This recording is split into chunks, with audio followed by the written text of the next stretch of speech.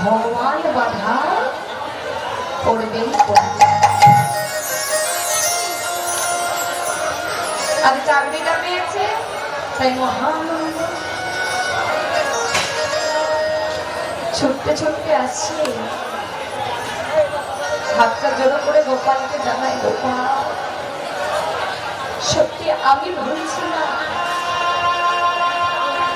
আমি যা ভুলছি না, সত্যি তুমি কাঙালের ভগবান,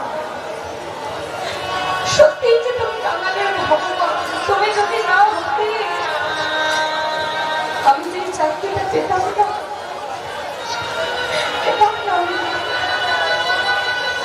তুমি কৃপা করুণা করেছো বলে আজ আমি এই চাকরিটা পেয়েছি। প্রত্যেকদিন প্রভাতে গরু বাছুর নিয়ে চলে যাই, আর সন্ধ্যেবেলা গরু বাছুর নিয়ে ফিরে আসি। আজ আমার বিহারি এই গরু বাছুর নিয়ে মাঠে চলেছে। পথের ধারে দেখলো এক ভক্তগণের সমাগম ঘটেছে। বিহারি আমার সবার পেছনে দাঁড়িয়ে রয়েছে, দেখলো এক মঞ্চে পাঠক ঠাকুর পাঠ করছে। বিষয়টা কি ছিল? ভগবান শ্রীকৃষ্ণের গোষ্ঠলীলা। আজ পাঠক ঠাকুর ভক্তগণকে বলছেন, শোনো ভক্তগণ, বৃন্দাবনে আমার ভগবান শ্রীকৃষ্ণের নবলক্ষ ধেনু রয়েছে।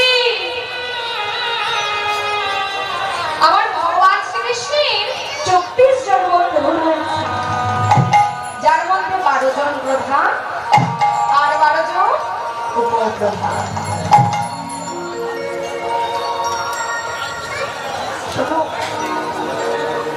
কথাটি কি বললি? যিনি মঞ্চে পাঠ করছে পাঠক, ওই স্থান থেকে সমস্ত ভক্তগণ চলে গেল, পাঠক ঠাকুর চলে গেল, কিন্তু ওই স্থানে আমার বিহারী নয়নকে পরিশ্রম করে অঝর মারছে, কাঁদতে কাঁদতে গড়াগড়ি দিচ্ছে। নয়নকে পরিশ্রম করে কাঁদছে, কৃষ্ণ বলে গড়াগড়ি দিচ্ছে। কবে গোবিন্দে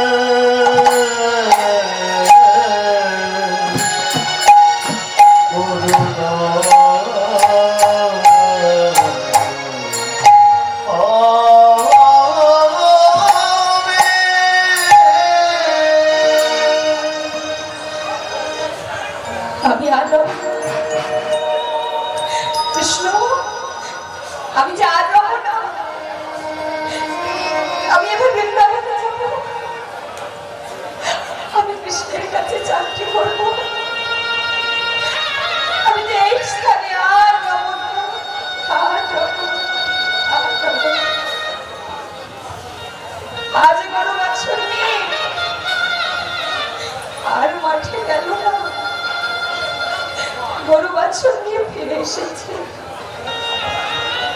বাবুজি, ও বাবুজি, বিহারি, বাবুজি, আমি কাল থেকে আর আসতে পারবো।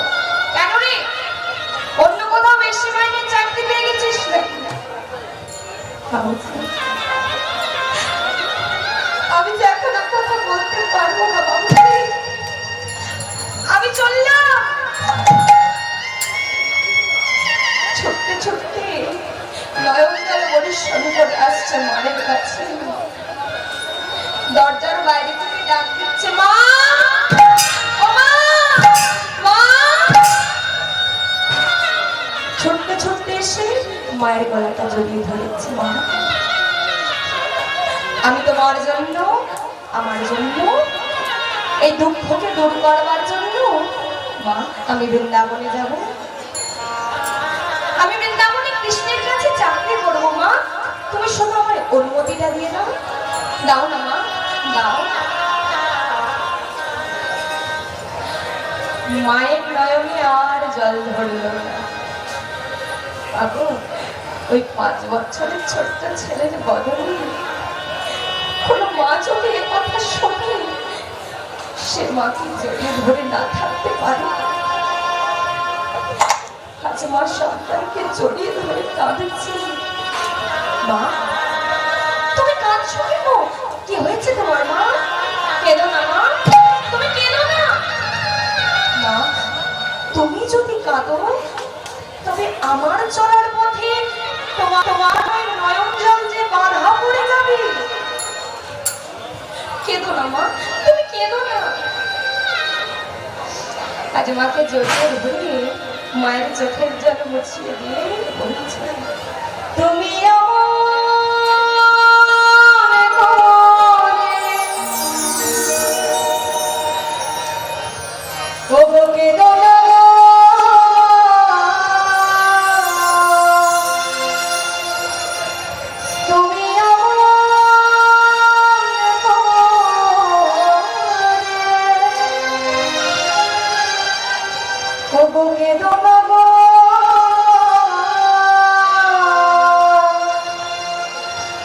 তোমার চোখের জলে পথে যে পিছনে বলে যায়।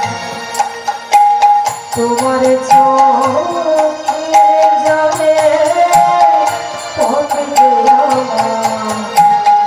পিছনে বলে যায়।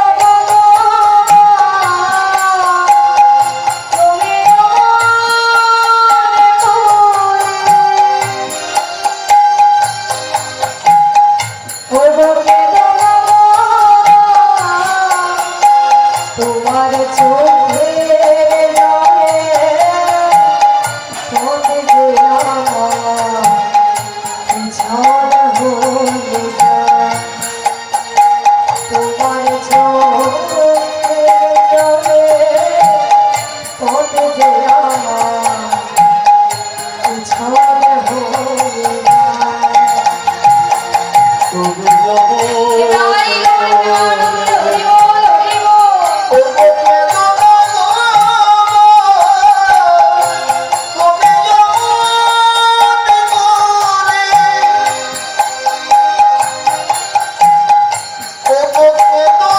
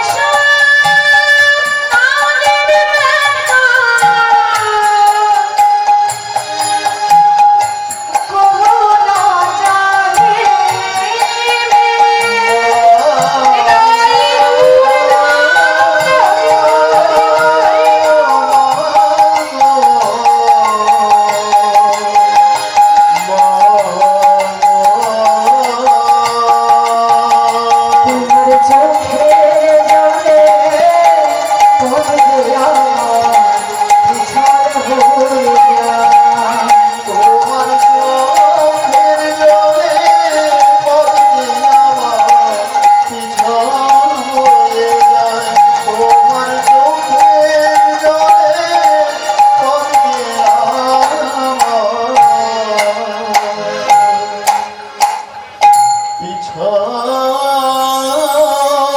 হয়ে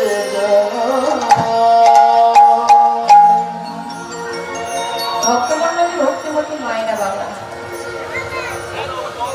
বর্তমান দিনে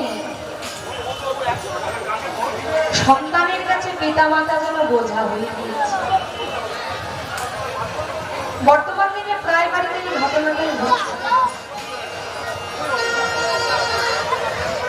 পিতামাতাকে সন্তান যেন বোঝা মনে করছে, বোঝা।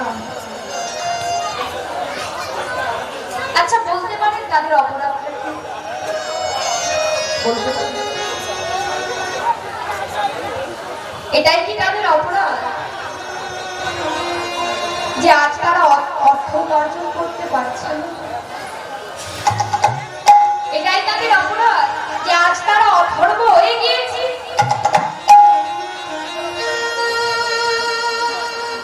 এটাই তাদের অপরাধ বলতে পারি। একদিন যে আমরাও অথর্ব ছিলাম, যেদিন আমরা জন্ম নিয়েছিলাম, যেদিন ঠিকঠাক চলতে পারতাম না, পিতা মাতাই আমাদেরকে ধরে আমাদের চলতে শিখিয়েছিল। যেদিন ঠিকঠাক ঘুমোতে পারতাম না, খেতে পারতাম না, ওই পিতা মাতাই আমাদের সেবা করতে শিখিয়েছে।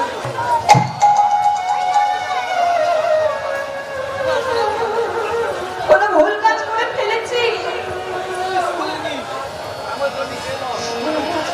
যখন পিতা শাসন করতে আসতে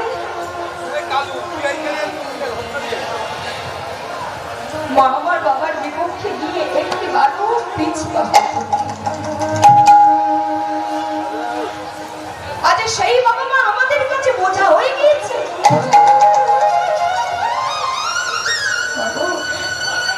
দেখলে যে বড় কষ্ট হয়, খুব আঘাত লাগে। আমার পাশের বাড়িতে এক মায়ের দুই ছেলে,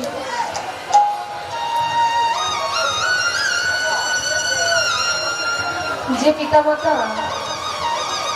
সন্তানকে এত বড় করল, যে মা 10 মাস 10 দিন গর্ভে ধারণ করে এই পৃথিবীর আলো দেখালো, যে পিতা অর্থ উপার্জন করে যে সন্তানকে আজ উচ্চ শিক্ষায় শিক্ষিত করলো, আজ সেই সন্তানরা পিতা মাতাকে পালি ভাগ করেছে। দেখলে যে বড় কষ্ট হয়, যে পিতা মাতা আমাদের জন্য, শুধুমাত্র আমাদের জন্য, আমাদের সুখের জন্য নিজেদের সুখকে বিসর্জন দিয়ে মাথার ঘাম পায়ে ফেলে আমাদেরকে উচ্চ শিক্ষায় শিক্ষিত করছে। আর শেষের কি নাই, আমরা তাদের পুরস্কার দিচ্ছি। 4তলা 5তলা বাড়ি তৈরি করছি, আর বাড়ির যে সিঁড়িতলা রয়েছে না, সিঁড়িঘর রয়েছে, আজ তাদের সেখানে ঠাঁই হয়েছে, নতুবা বৃদ্ধাশ্রম। কি অপরাধ করেছে, দেখলে বড় কষ্ট হয়, খুব আঘাত লাগে। তবে এই হরিবাসরে দাঁড়িয়ে আমি বলে যাচ্ছি, যেনারা নিজের বাবা মাকে কাঁদাচ্ছ, যে ভেবে নিও না তুমি ছাড় পেয়ে যাবে।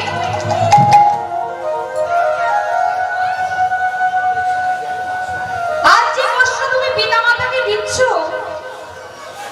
একদিন তুমিও পিতা মাতা হবে। তবে আজ যে কষ্ট পিতা মাতাকে দিচ্ছ, সেই একই কষ্ট তোমার কাছে আরো চতুর্গুণ হয়ে ফিরে আসে। তাই হাতটা জড়ো করে বলছি, যেনারা নিজের পিতা মাতাকে কাঁদাচ্ছ, কাঁদিও না। কেননা পিতা মাতাকে কাঁদিয়ে কোনোদিনও উপর দিকে ওঠা যায় না, কোনোদিনও যায় না। সর্বদা নিচে দিকে নামা। তাই হাতটা ধরে করে বলছি, নিজের পিতা মাতাকে কাঁদিও না। কোন সন্তানের শান্তি এই মাথার মধ্যে যতই চিন্তা হোক না, যখন মায়ের বদনখানি রেখে দেব, এই মাথাটা যখন মায়ের কোলে রেখে দেব, তার যে আনন্দ, তার যে সুখ বলে বোঝানো যাবে না। আর এক মায়ের শান্তি, সন্তান যখন একটিবার মা বলে ডাকবে, কি গো মা, তার শান্তি বলে বোঝানো যায়? বোঝানো যায়? কোনোদিনও বোঝানো যায় না। একটা গান আছে না, যতবার দেখি মাগো তোমায় আমি, সাত মেঘে না কভু তোমায় দেখে, সবাই বলে ভগবান সুন্দর, হয় না কম সুন্দর তোমার থেকে। যতবার দেখে মাগো তোমার আমি,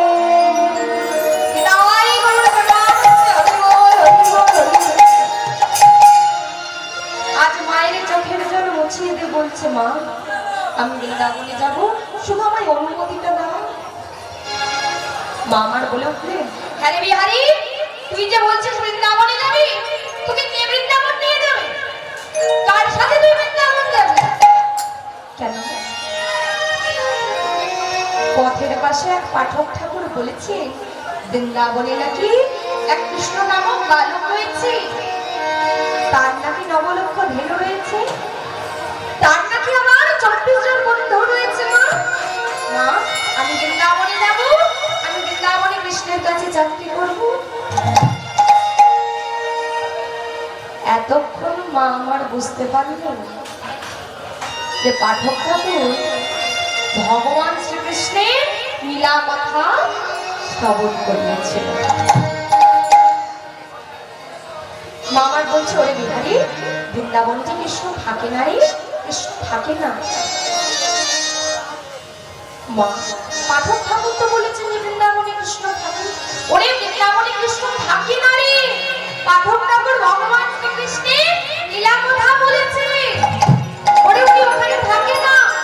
কি বলছো মা? তিনি যদি বৃন্দাবনে লীলা করতে পারে, তবে বৃন্দাবনে কেন থাকবে না? মা আমি পাঠক ঠাকুরের কাছে যাব, উনি যদি বলে যে বৃন্দাবনে কৃষ্ণ থাকে না, তবে আমি বাড়ি ফিরে আসবো।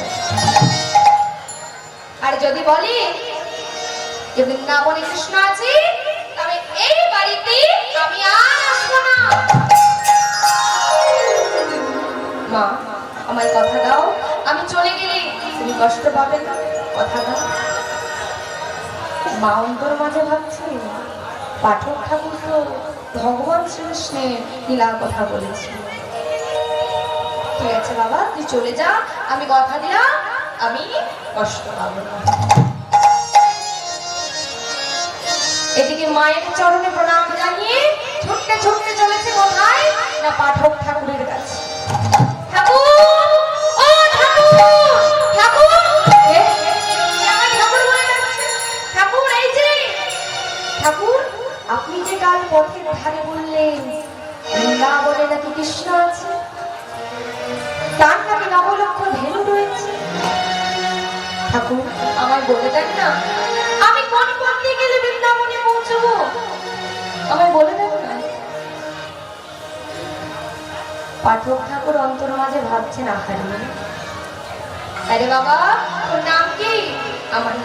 আমার নাম বিহারি। বিহারী শোন, আমার কোথায় ভগবান দেখা দেবে কিনা আমি জানি না, তবে তোর এই সরল বিশ্বাসের কাছে ভগবান একদিন বাধা করবে। তাহলে এবার আমি চললাম। কোথায় যাবে? এখনো যে আসল কাজ সারা হয়নি। আসল কাজ আরে বাবা বিষ্ণু কাছে ডেকে করণে দীক্ষা দিলেন, কণ্ঠে তুলসীর মালা পরিয়ে দিলেন, দাদর সঙ্গে তিলক সেবা করে দিলেন, আর স্কন্ধে লিকের ঝোলাটা দিয়ে দিলেন। ওরে বিহারী, যেদিন তুই বৃন্দাবনে পৌঁছবি, যেদিন তুই কৃষ্ণের দর্শন পাবি, বাবা তুই আমায় ভুলে যাবি না। এ আপনি কি বলছেন? আপনাকে ভুলে যাব অমন আমি শিষ্য নই। গুরুদেব, আপনি যে মহামন্ত্র আমায় দিয়েছেন, যে পদ আমায় দেখিয়েছে, আপনাকে ভুলে যাব অমন যে আমি শিষ্য নই। গুরুদেব, আপনি শুধু আমায় আশীর্বাদটা করুন। ওরে আমার আশীর্বাদ সর্বদাই তোর মাথায় থাকে। ওরে আর দেরি করিস না রে, এবারে চলে যা। তবে যাওয়ার পথে যার সঙ্গে দেখা হবে করজোরে জিজ্ঞেস করবি, বাবা আমি কোন পথ দিয়ে গেলি বৃন্দাবনের পথ পাবো? আমায় বলে দেন। দেন না বাবু, চলে যা, আর দেরি করিস না রে, আর দেরি করিস। গুরুদেবের চরণ প্রণাম জানিয়ে ছুটতে ছুটতে চলেছি কোথায়? না বৃন্দাবনের উদ্দেশ্যে। বলে রাখাল রাজা বলে দে না, বল কোথায় বৃন্দাবন, শ্যামে কুণ্ড রাধা কুণ্ড গিরি গোবিন্দ